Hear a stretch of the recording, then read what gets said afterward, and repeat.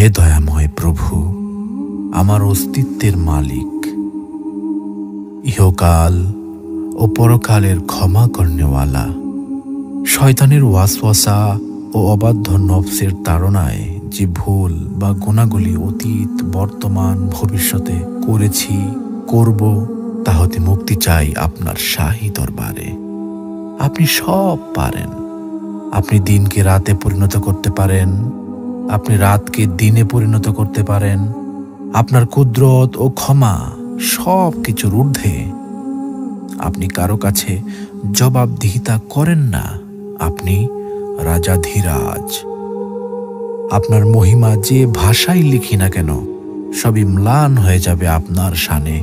পাপের ভুবনে পাপে পূর্ণ আমি, শত সহস্রবার ভূপৃষ্ঠে কপাল ঠেকিয়ে আপনার নূরের চরণতলে ক্ষমা চাই। হে প্রভু দয়াময়, ক্ষমা করুন নিজ গুণে।